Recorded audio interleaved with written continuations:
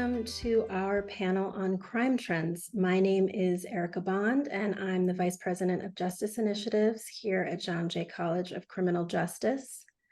This panel on crime trends is a regular feature of the annual Guggenheim Symposium, and it will provide important context for the panels that will follow that will be specific to gun violence. Our hope is that this panel will provide our audience, and particularly the journalists in our audience, with the information you need to assess available data and research on crime trends in the United States. I am joined today by a distinguished group of panelists who have generously agreed to share their expertise on crime and victimization in the United States, including what we know about how patterns of crime and victimization have shifted over time, as well as the strengths and limitations of the existing data and research on those trends. So today we are joined by Thad Johnson. He is the Assistant Professor of Criminal Justice and Criminology at Georgia State University's Andrew Young School of Policy Studies. We're also joined by Wei Hua Lee, who's the data reporter at the Marshall Project. We also have Alex Piquero, who's a professor at the Department of Sociology and Criminology and a distinguished scholar of arts and sciences at the University of Miami. And finally, we've got Richard Rosenfeld, who is the Curators Distinguished Professor Emeritus of Criminology and Criminal Justice at the University of Missouri, St. Louis. These panelists have many accomplishments to their names. We will post their bios in the chat so that you can learn more about them. But in the interest of time, we're going to move on to hear directly from them as soon as possible. Please note we've set aside 10 to 15 minutes at the end of the panel to take questions. So please don't be shy. Put any questions you have for the panelists in the Q&A. We will get to as many as we can with the time that we have. My colleague Rebecca Atkinson will break in at the end of the conversation, and she'll direct questions to the panelists as appropriate. Our conversation today will fall into three main areas. First, what do we know about crime trends and how they've evolved over time? Second, what don't we know because of the limitations of the available data, and why is it important to remedy those deficiencies?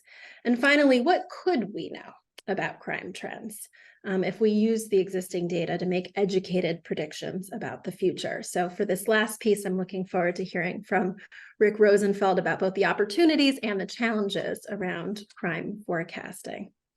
So now I'd actually really like to kick the conversation off with Thad Johnson to talk to us about national crime and victimization trends, particularly with respect to violent crime.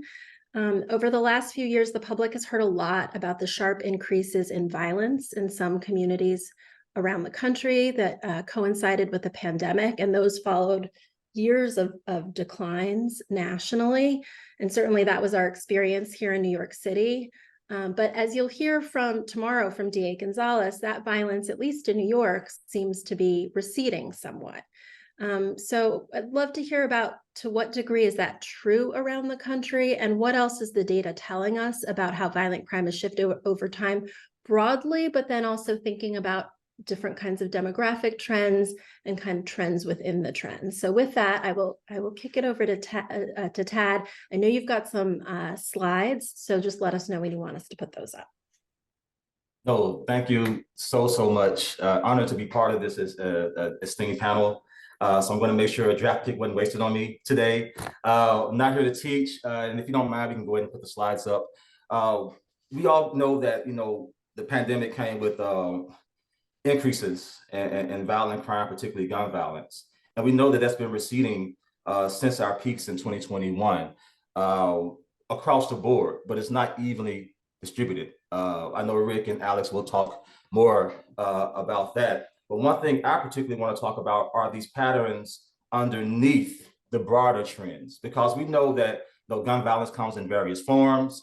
The distribution is not even, and there are different underlying purposes. So I just want to go through a few things that we may miss if we don't look at subpopulations and intersectional differences in victimization and offending. And I want to also show us why it's important to refer to multiple data sources as well. Unfortunately, as I know Rick may talk about, and Alex, the tabliness of data getting it nationally is an issue, and it's a lot of nuances underneath. But we have a lot of good data that we can learn from and use, right? It's not paltry, right? And how we use this data have implications for research policy and funding.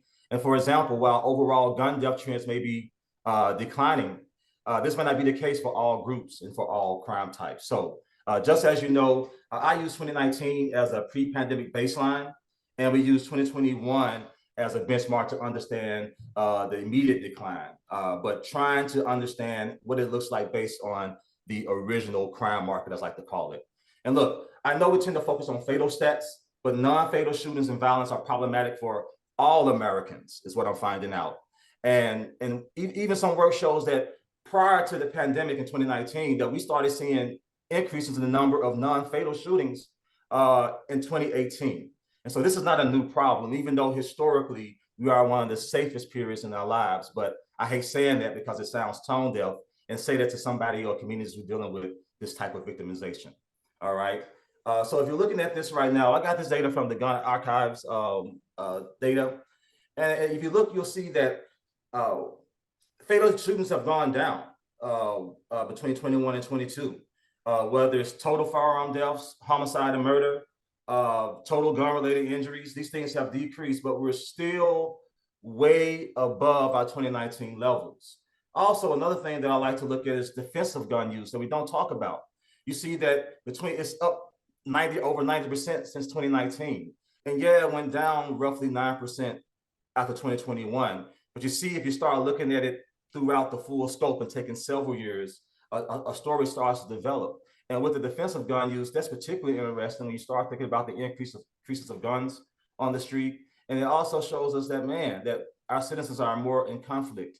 And that's pretty problematic, okay?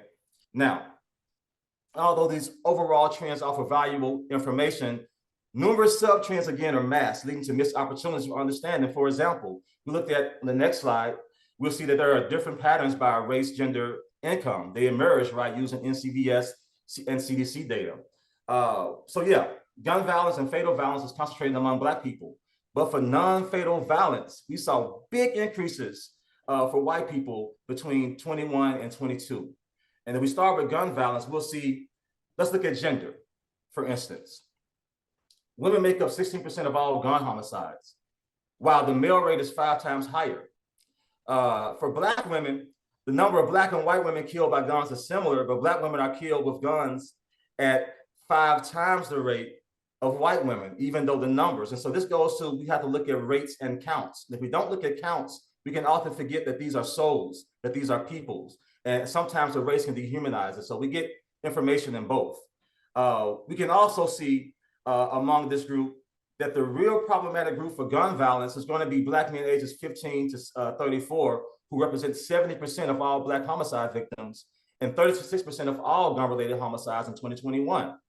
And if you look on the right-hand side for this group, you'll see for this group, for Black men, that if they are killed, it's usually because of a firearm, right? Also, you start thinking about these subgroups. On the far right-hand, on the far right column in the first table, you'll see that looking at the white male counterparts of young Black men are 17 to 32 times more likely to be a homicide victim in this age group than their white counterparts. Now, these are things that we would tend to miss if we don't look at these subtexts, right? For non-lethal violence, if we go to the next slide, we'll see some interesting intersectional differences. While again, lethal violence and gun violence is problematic among men, particularly Black men, non-lethal violence is becoming more problematic among white men and women. Non-fatal gun victimization for Blacks has fallen since its 5-year peak in 2020, but the rate for whites has nearly doubled since 2020. For weaponless assaults, we see that white victimization rates is higher than Black people's, bringing the white race back to the 2019 rates. And for Blacks, the rate is highest it's been in the last 5 years. And I'm talking about more data than this on here, so I hope I'm not confusing. Conversely, when we start even thinking about things like income, we saw that conversely, there was a 5 to 2% decrease in the highest and lowest categories of Black households when it comes to victimization. We saw large increases for whites in those same income categories. And I'm throwing stuff in there, but you look at income, you look at age, you look at race, you look at gender, right? If you start turning back to this table and thinking about aggravated assaults, we see that white men and white women saw increases in aggravated assault that nearly double the rate of increase when you compare it to Black men. By the way, the non-felony violence rates for the three other groups are comparable for the most part to Black men as well when you start looking at ratios, right? There's a few exceptions. You know, Black males are almost twice as likely to be a robbery victim than Black females, and 1.5 times more likely to experience a robbery than a white woman. So these are things that we tend to miss. And you remember the income thing I talked about in the highest and lowest income categories? While we saw decreases for Black people, we saw a 25 times and 1.5 times increase in the rate, respectively. What the hell is going on, right? We would not know these types of things if we don't go underneath the data. And a couple of last things that I'll shut up because I want to hear from my colleagues, but you know, it's interesting when you start digging into it, you know, that stranger crimes, right? You know, we know that except for robbery, that most violent crimes do not occur between complete strangers and usually involve a victim and offender of the same race. But we've also seen some racial and geographic changes in stranger victimization. For example, white victims are more likely to be assaulted by a stranger than years before, while the race remained the same for Black people since 2019 when it comes to stranger crimes. And then you think about geography. There's been slight increases in stranger victimization in the Northeast, the Northwest, the Midwest, and the South. But the rate of non-fatal violent victimization nearly doubled when it comes to stranger crimes in the Western region between 2019 and 2022. Now, I'm going to shut up so we can hear from my colleagues, but I just want you all to kind of see if we don't unpack these broader trends, we miss so much. We know that resource allocation, policy allocation, and things are determined by the data that we have. And while we need more complete data and timely data, people like Alex, Rick, Janet Lawrenson, they worked hard to ensure that we have the best data available that offers these type of rich insights. But these are just a few things that we will miss if we don't take this type of approach and really unpack these data. I hope I hadn't made your head spin, and I hope it makes sense. But thank you all so much, and I'm going to turn this over. Thank you so much for that and for laying the foundation and calling attention, I think, to some of these important kind of sub-trends and why they're important. And of course, they raise all kinds of questions about, you know, and what are the policy prescriptions, right? What are the solutions? And that is going to be the focus for, you know, the rest of the symposium. There'll be a lot of conversation about community violence intervention. There'll be conversations about law enforcement approaches. But here we really just want to kind of lay this foundation and understand, you know, what are the trends? What do we really need to be focusing on in terms of thinking about resource allocation in the future? So I'm actually going to turn to Rick because you are the chair of the Crime Trends Working Group, which was recently launched by the Council on Criminal Justice. And in July, that group released a mid-year report, which looks at monthly crime rates for 10 violent property and drug offenses across 37 American cities. So not the whole country, but it seems like a cross-section of cities from around the country. And so I just wanted to ask you kind of, you know, what else would you add to this, the picture that Thad has painted here? And what else do you think journalists and the public really need to know about the findings from that report? Well, let me make 2 points. One is that the gun violence archive data that Thad shared with us indicated that after rising quite substantially in 20 and 21, gun violence rates began coming down in 22. We find in our most recent study that homicide rates and gun-related aggravated assaults continued to go down through the first half of this year. However, that also shared with us data from the National Crime Victimization Survey that indicated quite the opposite, gun violence going up. And so one of the things that I think reporters need to pay attention to is that our 2 major crime indicators One coming from the FBI, the Uniform Crime Reports, now NIBRS. The other coming from the Bureau of Justice Statistics National Crime Victimization Survey. In 2022, they're sending us contrasting signals. Why they contrast is a matter that I'm looking into, others are as well. But they haven't contrasted this much for quite some time. So let me leave my comment there. You asked about data challenges. Here's one. The contrasting signals from our major crime data systems.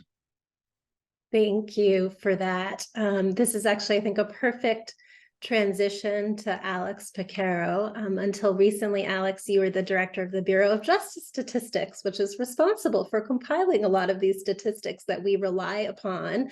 This group relies upon, journalists also rely upon, and we'll get to Wei Hua to talk about how those statistics are used in reporting. But can you share a little bit about what these various sources of data are that exist on crime and victimization? And Rick noted that we have these two different sources and they're kind of giving us different signals.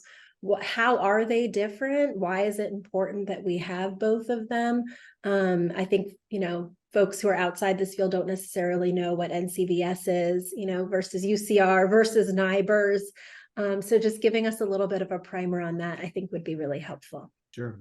Thanks, Erica. Thanks also to Carol and Dan for supporting this event. And it's great to be with friends and colleagues on this panel, and also seeing a lot of folks who've attending, people I've worked with, reporters and colleagues. So real brief 35,000 foot view. In the 1930s, the FBI started producing their report on crime in America, and basically what we call or refer to as the summary reporting system. And we collected crime data, basically, and it was a limited number of crimes, and collected those data up until 2021. Prior to that, the FBI started to make a change in the reporting system at the various 18,000 police agencies in the US to transition to something called NIBRS, which is the National Incident-Based Reporting System. NIBRS has a lot of promise. It expands the range of offenses and it expands the range of variables collected in every single crime and incident. What it does differently is, say someone walked into a 7-Eleven, they robbed the store and they kidnapped someone, and penultimately, let's say they killed someone.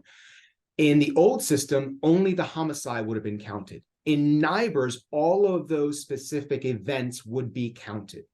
And so it gives us a more complete picture of what is happening with respect to crime.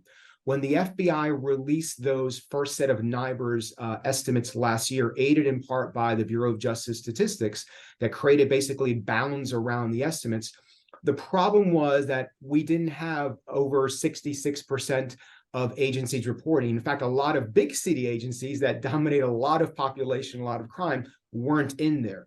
And that created a problem. And the problem was we couldn't get an accurate count of what was going on in the United States. And that's why the Council on Criminal Justice, the Gun Violence Archive, the work of Jeff Asher, all of these other organizations are trying to fill in the blanks and getting out official records much, much quicker. So there are strengths of that, and this year's reporting is going to be better than last year's reporting as the uptick continues to increase for agencies. Reporters tend to always go to those numbers, and that's okay, but I think equally important, potentially even more important, is the work of the National Crime Victimization Survey that is produced by the Bureau of Justice Statistics in concert with the Census Bureau. The NCVS, which just celebrated its 50th anniversary last week in Washington, D.C., which is a wonderful event. The NCVS is a survey of over 200,000 individuals from over 100,000 households in the United States. These individuals are in a panel for a period of time, and they report on their victimization experiences, sans for homicide, obviously. What's really unique about the NCVS is it collects a range of information about victim characteristics, their demographics, and importantly, whether or not they use victim services, and I would argue even more importantly, about whether or not they report the victimization to law enforcement. And what we know about from the NCVS is sometimes 40% of people never report their victimization. So Rick's point about these things are telling us very different things, that might be one of those reasons why they're telling us different things. But we have to also unpack that, as Thad said.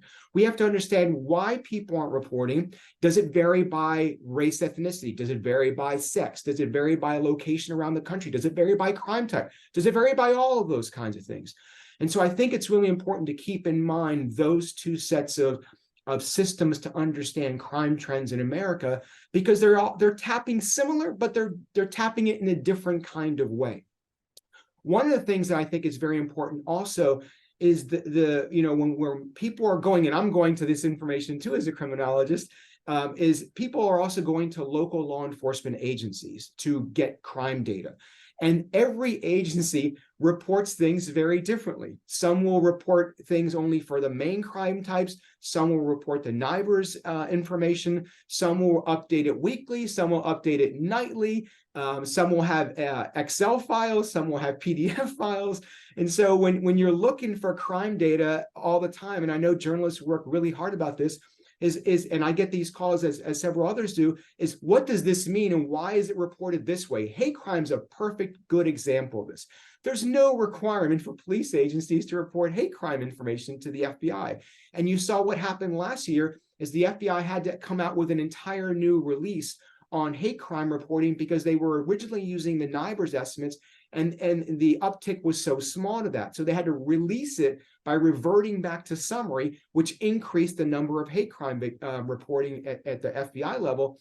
But the NCVS also shows hate crime reporting too, and it shows that almost 40 to 50% of people don't report a hate crime victimization. So you have this real important need in America to have reliable, credible, and timely data. One of the things that I was able to do during my time at BJS was I was part of an interagency working group with individuals in the Domestic Policy Council as well as the White House. We released a report to the President of the United States on the 3rd anniversary of George Floyd's killing about the need for equitable and disaggregated crime statistics in the United States. I cannot stress the importance of this more. The need for disaggregated data is extremely important by categories, by race, ethnicity, as well as SOGI categories. And SOGI categories, for those of you who don't know, is sexual orientation and gender identity. And BJS has been one of the leading statistical agencies of the 13 in the federal government that's actually started to produce estimates by SOGI, as well as to have very cool interactive data visualizations. In fact, one that we just released a few months ago looked at race and ethnic victimization over time, where you can actually slide with your cursor how those trends occur over time. And so I want to highlight the importance of disaggregated data. And it's also not just by demographic categories, it's also by where in the United States things are occurring. And I think the report that the council did early on that Rick led with Ernesto and then Thomas Sapp, that showed the variability that existed in the United States with respect to basically homicide and violent crime. Shooting data is sporadic because it's not reported to the FBI, and some cities produce it, some cities don't produce it. But what the council was able to show is that the variation occurred at the state level. And then we have to even now go further at the local level. I grew up in Washington, D.C. as a kid growing up, and there are certain parts of D.C. that have a lot of homicides, had them when I was a kid, have them now, and there are other parts of D.C. that have almost no homicides. But then you can actually drill into, quote unquote, those neighborhoods. Some blocks are crime-free, one block over is not crime-free. And so when we think about disaggregated data, we have to look into not just characteristics of victims and offenders, but also characteristics of areas and why some crimes might be occurring in other places or other blocks and not necessarily across the entire spectrum. Our report, which you can find online, and I'm happy to send it to you, actually highlights the data challenges that exist in the United States, but also the opportunities that exist. Some states like Tennessee require their law enforcement agencies to report NIBRS data to the state, and then the state reports it to the federal government.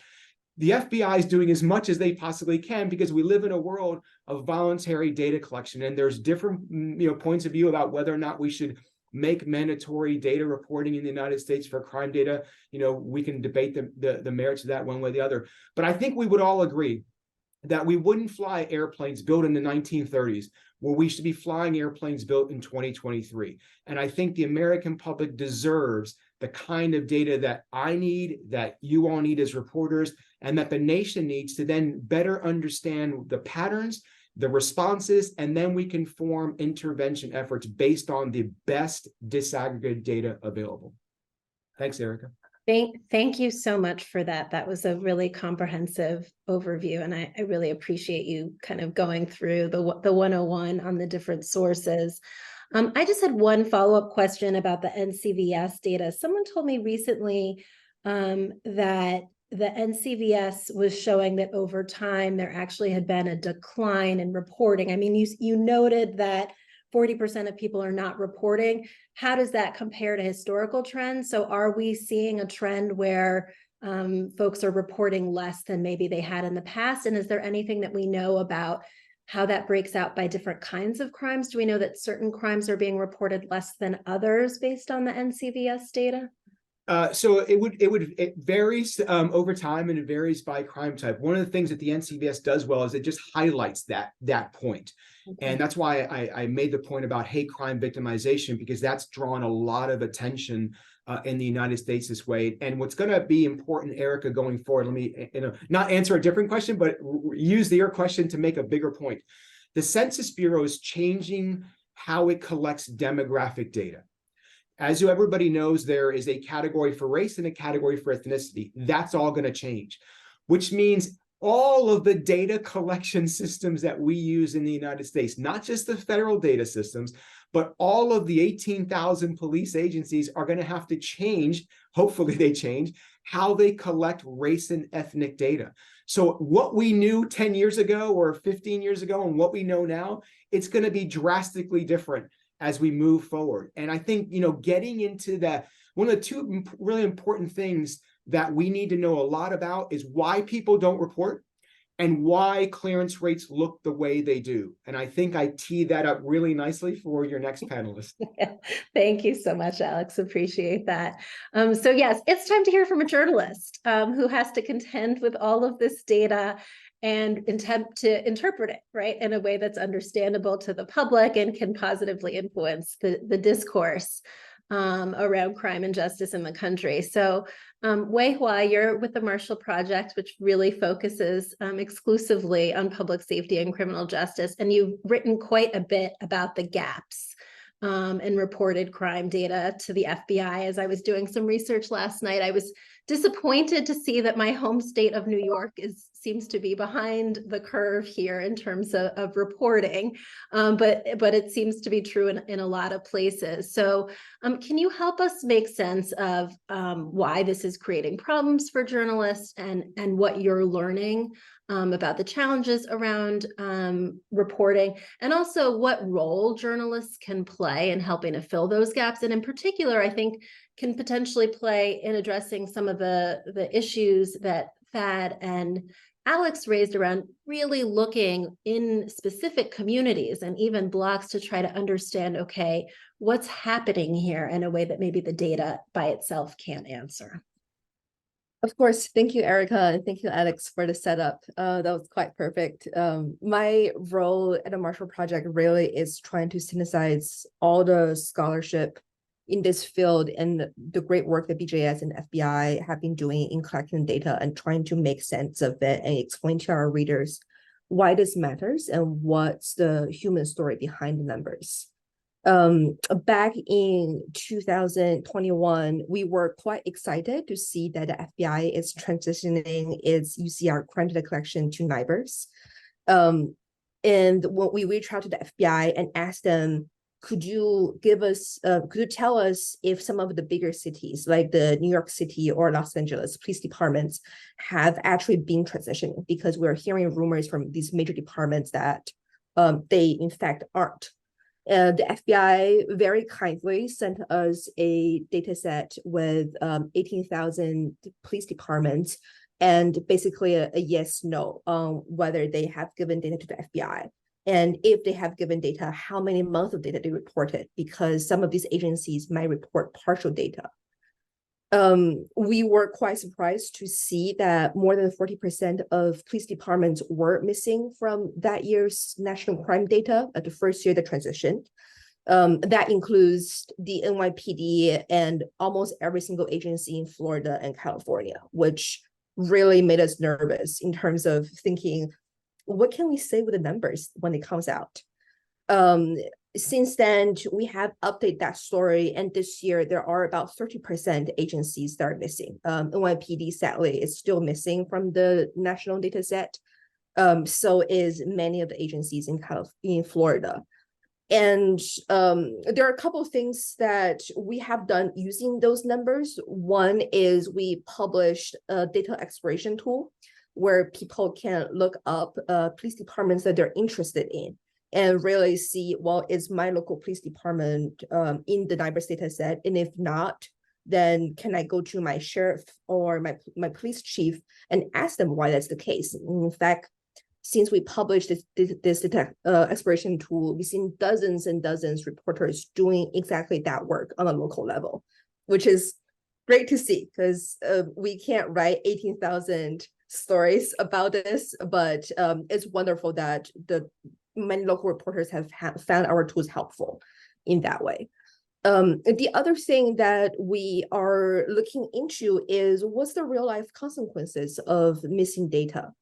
When the FBI released its 2021 NIBRS, they created state level estimations for states that have submitted enough data for them to create estimations for. And one example that we look into is New York State. We took the FBI's estimation for New York State and compared with the state's own crime data that the governor's office collected, and found huge discrepancies. The FBI's estimation was way lower than what the state's own number shows. One explanation could be the NYPD is missing, and New York Police Department accounted for more than half of violent crimes that occurred in New York State. So for statisticians who are tasked to create that estimation, I empathize with them tremendously, because it just seems like an impossible task to do. So that's something that we always like to flag to reporters who are looking into NIBRS data, is be very careful with the estimation that I produce. And it's always a good idea to go to the source, to go to a state level agency or just your own police department to see how the trends varies. The other thing that we have found is we're, of course, marching into a presidential election cycle, and crime is on top of many people's mind, rightfully so. When a lot of politicians are trying to make statements using national crime statistics or state level crime statistics, a lot of times they're using very flawed numbers because of the turmoil and transition in national crime statistics. One example that we look into is Governor Ron DeSantis, who cited Florida's crime data and said that Florida's violent crime rate is at a 50-year low. And what we found is this statement was made based on a data set that's missing 40% of Florida's population. Florida's Department of Law Enforcement had to create an estimate using patchy numbers, similar to what the FBI did. And the truth is, it's really difficult to say whether, what Governor DeSantis said is true or not. It just, for journalists, is mind-boggling in a way, because we always like to say this is true or this is false, but because of patchy data, it creates enormous challenge for us to fact-check politicians in their statements and policymakers in their decision-making, simply because the numbers that we're so used to have isn't as good or isn't there anymore. The last thing that I want to say is answering Erica's question about really zoom into cities and different neighborhoods and see how these numbers are impacting people differently. a lot of work that we have done is going to police departments directly, because even though a lot of them are reporting data to the FBI or some of them are reporting to the state agency, most police departments, especially in major cities, have pretty good record keeping. And we found their police chiefs to be very data savvy people. So looking at their data and getting access to geolocated data help us to understand how a neighborhood kind of rise into a peak of crime rate, and then, you know, when the neighborhood becomes safer and what that means to its neighbors. And it's always a very humbling moment for us to reach out and talk to people who are behind those numbers, because a lot of times these crime data and crime victimization survey data that we're talking about captures someone's worst moments in their life. Maybe they're a victim or family of the victim, or even some of the people who committed the crime. It's such a life-altering moment for a lot of people who are involved in the criminal justice system. And as reporters, it's a part of our duty to really tell those stories, so we can go beyond just what the number is saying. Thank you so much for that. And I just want to underscore this point that you made for the journalists in our audience, that there is, you know, even if there are gaps in the data that you can find at the national level, that reaching out to your local police department, because I know while the NYPD might not necessarily have reported in this last cycle to the federal government, certainly the agency has a lot of data and reports a lot of data publicly. And so there are ways to get at some of this, even if it's not part of the kind of the national statistical databases. And then I think you make a really important secondary point, which is that there's this important role that journalists can play in really putting a face to some of these numbers and starting to think about and surface what are some of the solutions, where are the specific areas that are, and people that are experiencing the most acute challenges when it comes to violence. So thank you for that. And thank you for the work the Marshall Project is doing to create tools for journalists to actually be able to tell some of these stories. So I want to be mindful of the time, and we do have some questions that we want to get answered, but I don't want to move past some questions that we have for Rick Rosenfeld. And this is an area we promised we'd delve into, which is what could we know, right? So we've talked, there's lots of challenges with what we've got, but it seems that there is some work to try to figure out, okay, what can we make any predictions? Maybe predictions is not the right word, but can we forecast crime trends? And I guess what I'd love to hear about, one, Rick, is how do you go about doing that reliably? And two, you know, what are the real world implications? So let's say we can do this in some reliable manner. You know, what are the benefits and what are the potential drawbacks in terms of being able to predict future crime across the country? And I know you've got some slides as well. So again, just say the word and we're happy to throw those up when it's appropriate. Very good. And I'll try to be as brief as possible. Journalists and policymakers, but let's stick with journalists for now, often ask criminologists, where are crime rates heading? Can we expect a rise or a fall in the crime rate? And by how much? And criminologists are often left speechless in the face of those questions. Now, those aren't silly questions at all. Policy is made based on what's going to happen tomorrow, not simply what happened yesterday. And so good guesses, informed guesses about what might happen tomorrow are really important for policy purposes, and as I'll argue in a moment, for testing theory. Economists are asked those kinds of questions all the time, and they usually have an answer. The answer comes from economic or econometric models that generally say, look, these are the conditions associated with changes in, let's say, GDP or inflation in the past. If those conditions hold, or if they change in these ways, here's what we expect to see in the future. We do none of that in criminology. It's the same logic, we just don't do it.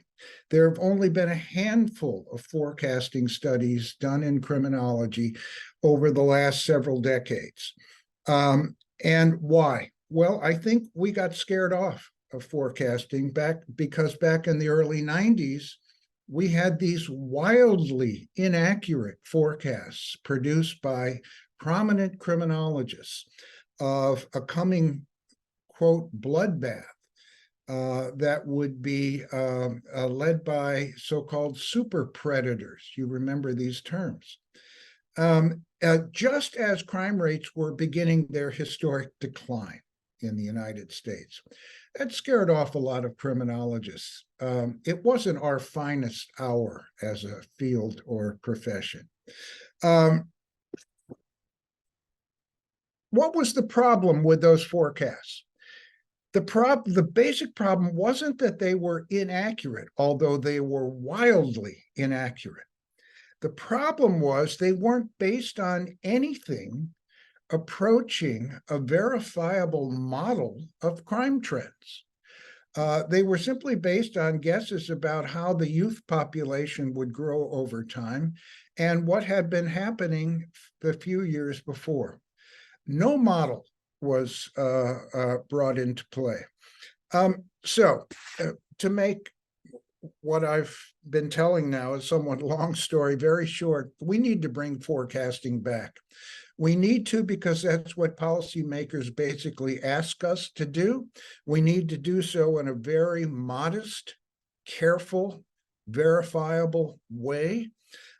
We need to do so because testing our theories based on what's going to happen tomorrow is the best way to test theories, as opposed to testing theories simply on the basis of the data that were used to create the theory in the first place.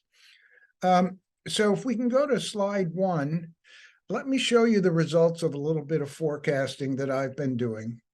And I'll go through this very, very quickly. So here are year-over-year changes in the violent crime rate in the United States over the past several decades. Oops. There we go. And the bolded line is simply the rate itself, the actual crime rate. And the dashed line are the estimated rates based on a model, a really straightforward forecasting model. And if you go out to the very right of the figure, you see those kind of gradated dotted lines. Those are forecasts into the future, into all the way to 25, that we cannot yet compare with the observed rates, the actual rates. Let's go to the next slide. I did the same thing for property crime. What I'm suggesting here, as we move from this slide to the next,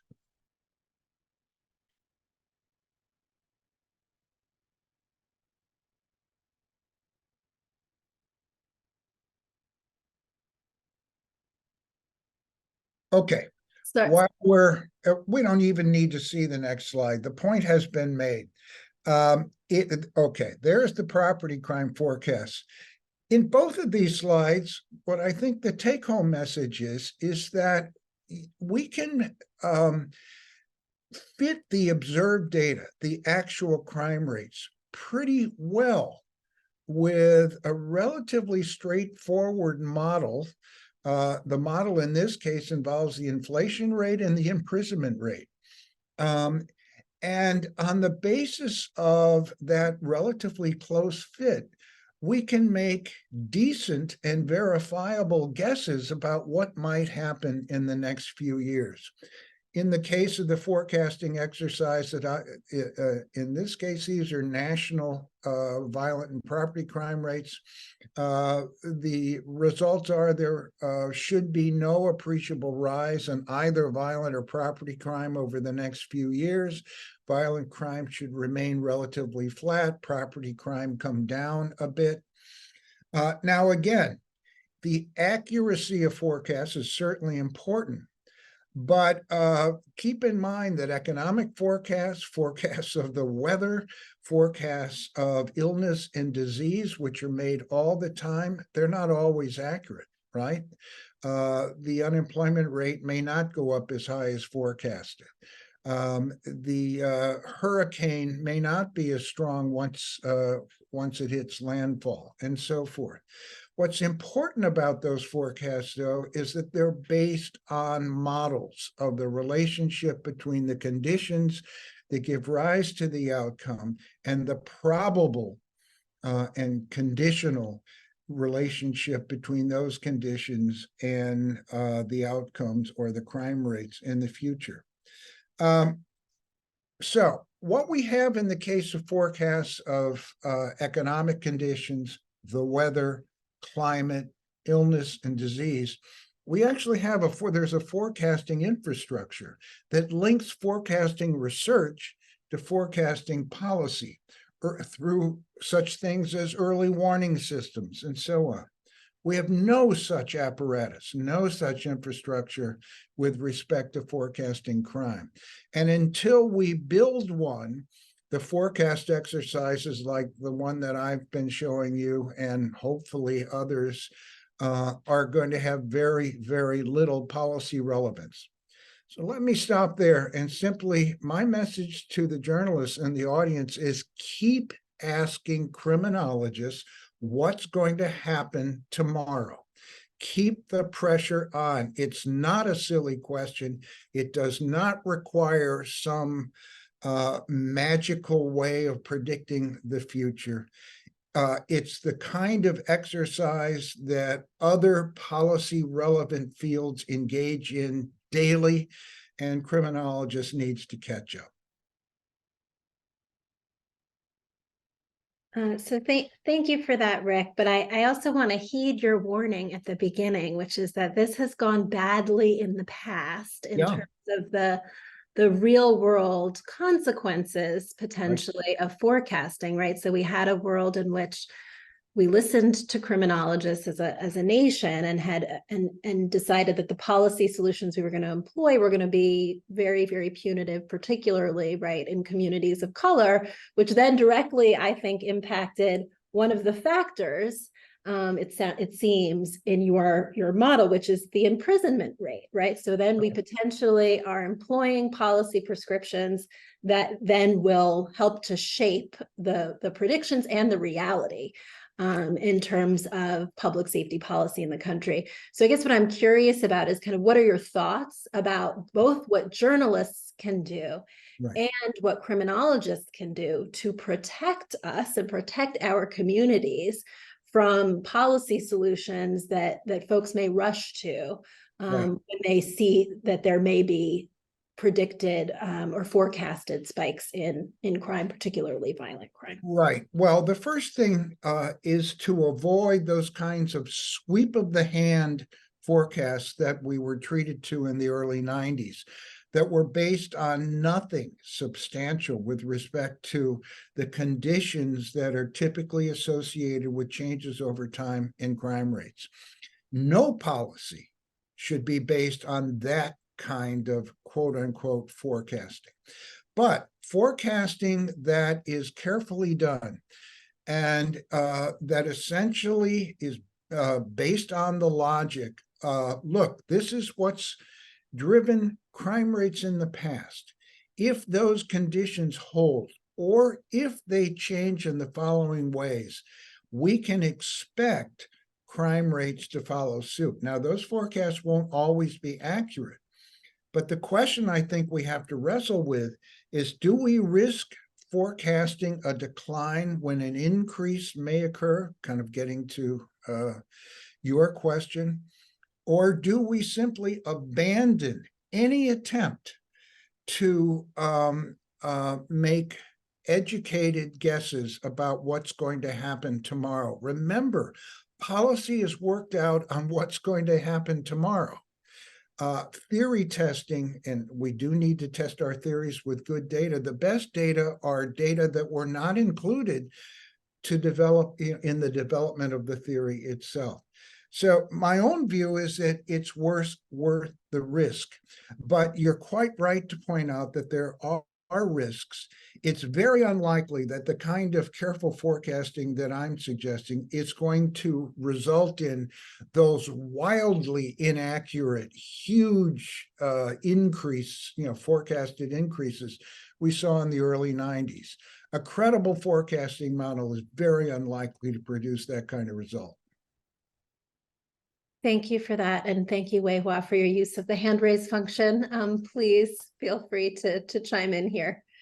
I just want to add someone who's guilty of asking, why is this happening? And what's going to happen next year? Something I really want to encourage folks to ask is challenge some of the assumptions that these forecast models are based on to help criminologists make better models, right? Like, if we know that half of violent crimes are being reported to the police, what does it mean to the forecast? If we know that an incarceration rate had historically discriminated certain type of people, what does it mean to rely in the model? This is not to put Dr. Rosenfeld on the spot, but I think we're in an era where not just in criminology, but a lot of fields are using forecasts and predictions, and it's always good to challenge the basis of some of the assumptions. I agree completely, 100%. And so if you are convinced that imprisonment rates do not belong in a forecasting model, either because they don't explain very much, or because they could lead to policies that increase imprisonment with all the negative collateral consequences, don't put the imprisonment rate in the model. That's okay. What you need to do is develop a credible model. Credible meaning that the model fits pretty closely what's happened in the past, right? And identify those conditions that are driving past rates and make then credible claims about what those conditions are likely to look like in the future. By the way, I have the inflation rate and the imprisonment rate in this really small model. There should be more variables, but also the inflation rate has a much more powerful effect certainly on property crime, the imprisonment rate. And we have reasonably reliable forecasts of what's going to happen to inflation over the next several years. I don't think we have such forecasts about the imprisonment rate. It's been going down recently. It could turn up again, and it's best to include variables in the model for which we have decent data that underlie good guesses about how that variable is going to change in the future. Thank you, Rick. So I did not want to cut off this conversation because it's so interesting, but we do want to get to some questions. Before we do that, Alex, you raised your hand, so I wasn't sure if there was any quick, hopefully short addition to this conversation. Rick's point is really good. And I think for journalists to think about this, and living in Miami, the cone of uncertainty for a hurricane, we can predict really well where it's going to be tomorrow. And then it gets harder and harder and harder over time. And so I think that that's an important thing for journalists to think about. But also forecast, we can't always predict the random shocks, right? We could have forecasted what violence may have occurred and not knew a pandemic and the killing of an innocent man and, the aftermath of that. So forecasts are useful tools, and they're really good close up. And I think using that cone of uncertainty and those random things, wind shear could change the direction of a hurricane, is something useful for people and journalists to think about. Thank you so much for that. So we're short on time, but I want to turn it over to Rebecca because I think there are some questions in the Q&A. So let's see if we can get one, maybe two in. And apologies to our audience, but hopefully we're getting as much out of this conversation as I was. And we'll try to get to as many as we can. Yeah, so there's actually one question that just came in that I think really ties into this last piece of the conversation, and I want to direct it to Rick. The question says, are there any new data sets available now in the 2020s that criminologists should add to their models to improve forecasting? Very good question. I should mention that a number of forecasting exercises are in the works and are being published by the Harry Frank Guggenheim Foundation. Jim Austin and I have produced these. And you can see the kinds of data and the way we thought about the forecasting models in those HFG publications. I can't, but more directly to your question, I don't think there are new types of data that come immediately to mind that should be in forecasting models that we haven't thought of before. Age composition, we know, generates changes in crime rates over time. Economic conditions, the inflation rate, and others certainly do. The imprisonment rate does, for reasons that we might all find problematic. So I don't think new variables don't come immediately to mind. We should always keep in mind Alex's point that there will be exogenous shocks that shock the system, shock crime rates in a way that no forecasting model could have predicted. No one predicted the pandemic and its impact on homicide rates. No one, to my knowledge, predicted George Floyd's murder, how it would go viral, and widespread social protests across the country associated with declining confidence in the police.